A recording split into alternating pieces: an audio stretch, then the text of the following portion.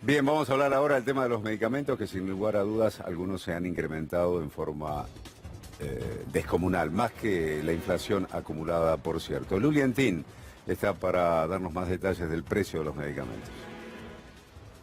¿Cómo te va, Claudio? Sí, una situación que preocupa y sobre todo a los jubilados, que no les alcanza la plata directamente para comprar los medicamentos porque están aumentando y mucho, y en lo que va del 2019 más que la inflación hasta el momento. Pero para tener más detalles sobre todo lo que está pasando, está a mi lado Rubén Sajem, él es presidente de la Cámara de Farmacéuticos de la ciudad de Buenos Aires, y lo primero que queremos preguntarle es si tienen alguna cifra puntual o en promedio cuánto aumentaron, al menos en lo que va del 2019 los medicamentos. Es muy difícil sacar promedios, pero sí se puede decir que los medicamentos más dispensados están aumentando más que la inflación durante estos primeros meses del 2019. Hay aumento del 5, del 6 y hasta del 9% en algunos casos por mes, ¿sí? ¿A qué se deben esos aumentos y si hay alguna explicación?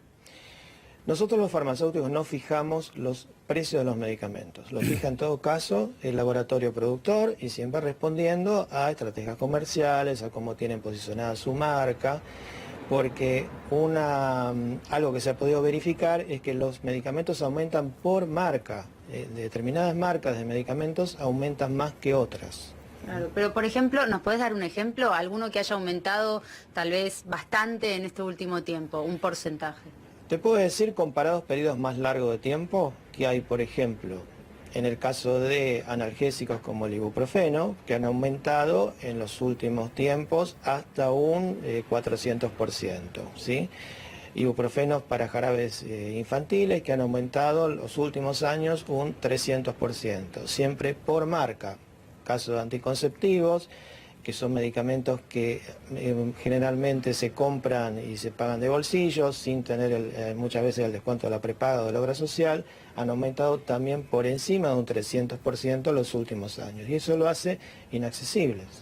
Cae la venta, me imagino. ¿Qué pasa con los jubilados o la persona que se acerque cualquiera a comprar una medicación? Tal vez viene con una receta queriendo comprar tanta cantidad y compra menos. ¿Cómo lo manejan? Sí, eso se ve en las farmacias, que de una receta que tiene 3 medicamentos se pide precio y se compran 2, o no se compra ninguno, se pide precio y la gente se retira, se va a la casa y bueno, da mucha vergüenza también a veces no poder acceder a comprar los medicamentos que el médico le recetó. Esto lo vimos durante el 2018 en las farmacias, se empezaron a hacer mediciones a través de las entidades farmacéuticas y se verificó que a partir de junio del 2018, por ejemplo, puntualmente en el mes de junio, hubo una baja en el 13% en unidades de medicamentos, lo que es muchísimo, traducido, son millones de unidades de medicamentos menos que se han dispensado en las farmacias. Claudio, te está escuchando Rubén. Sajem, buen día. ¿Qué tal? Buen día. En proporción se han incrementado más los medicamentos para los jubilados, que hay medicamentos específicos que utilizan así las personas mayores, o que otros medicamentos para otro grupo etario, o se ha dado en forma generalizada eso.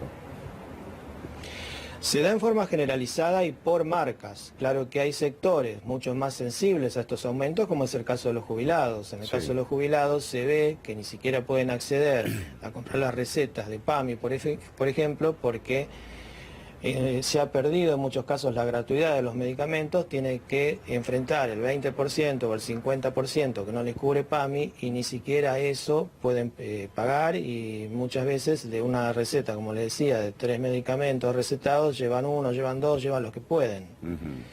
¿Y ahí se vuelcan a los genéricos o no? La ley de prescripción por nombre genérico es una herramienta muy importante y que nosotros entendemos que es lo que hace que no se vuelva a una situación como del año 91, donde la dispensa de medicamentos se había bajado un 50%. Gracias a la ley de prescripción por nombre genérico, hoy se pueden ofrecer marcas alternativas y la gente tiene que saber que tiene ese recurso en las farmacias de pedir marcas alternativas que hayan aumentado menos. Ahora, lo que estamos viendo es que la baja en las unidades de dispensa también alcanza a los genéricos, o sea que ni siquiera con ese recurso hoy está alcanzando para que la gente acceda en su totalidad a los medicamentos que el médico le receta. ¿Qué diferencia de precio hay hoy entre un genérico y un medicamento de marca?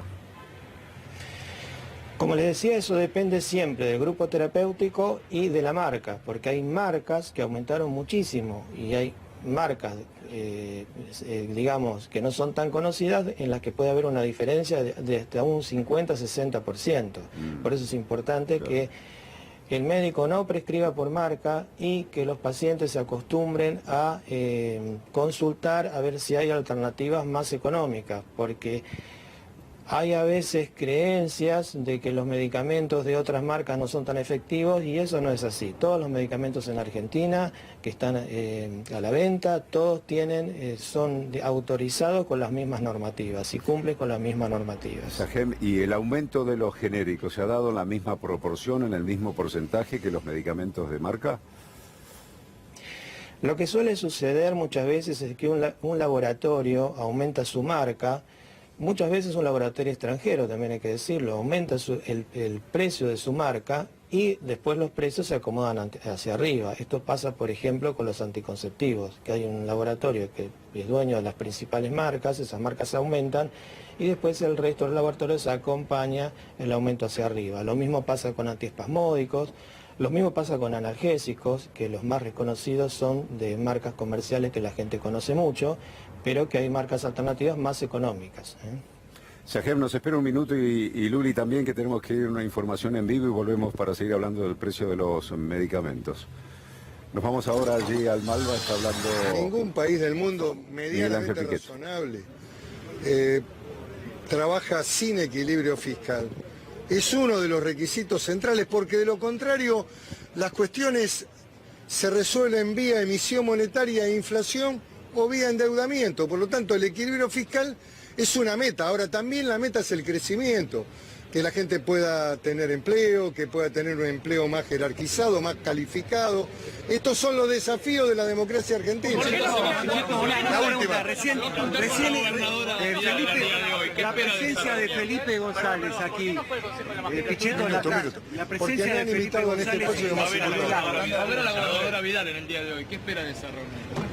Voy a conversar con ella, como siempre lo he hecho, en términos de lo que significa la organización de la campaña en la provincia de Buenos Aires. Muchas gracias. Estoy hablando con todos. ¿Cómo siguen esas compañeros, gobernadores, senador? Estoy hablando. Reflexión, compañeros que van a estar... Ya están, chicos, ya están. Ahí está, ¿no? La palabra de Miguel Ángel Pichetto. Bien, la palabra de Pichetto ingresando allí al Malva, donde va a participar de un debate junto a Urtubey y a Mas. Eso va a ocurrir en algunos minutos. Volvemos ahora hacia la farmacia donde está Luli Entini y estaba Sajem, así presidente del Colegio Farmacéutico de la ciudad de Buenos Aires. ¿Han cerrado farmacias, Sajem, este último tiempo en la ciudad de Buenos Aires? Eso es una consecuencia de la crisis del sector, obviamente. Después del problema que estamos hablando parece algo secundario, que la gente no puede acceder a sus medicamentos, pero esto también obviamente repercute en la economía de las farmacias. Hay 500 farmacias que han cerrado en el año 2018 en todo el país, representa el 5% de las farmacias. Y esto es algo preocupante porque son generalmente las farmacias que están más cerca de los lugares donde la gente vive, donde la gente trabaja, en los barrios, en los lugares más periféricos, y la gente se queda sin ese recurso de poder atenderse en una farmacia que siempre es un lugar cercano y de confianza, donde muchos de estos problemas que estamos hablando se pueden intentar solucionar. La farmacia no puede resistir hoy el financiamiento también de las obras sociales y de las prepagas, no tiene ningún tipo de beneficio impositivo o de ningún tipo frente a esta caída, que también es una caída en las ventas en las farmacias, está absolutamente desprotegida. Y la gente también pierde esa implicación comunitaria de las farmacias, esa situación de las farmacias que están siempre donde la gente vive, que son vecinos los farmacéuticos de la gente, ¿no? Pasa a ser como la relación médico-paciente, digamos, farmacéutico y el vecino que va a comprar siempre esa farmacia, ¿sí, no?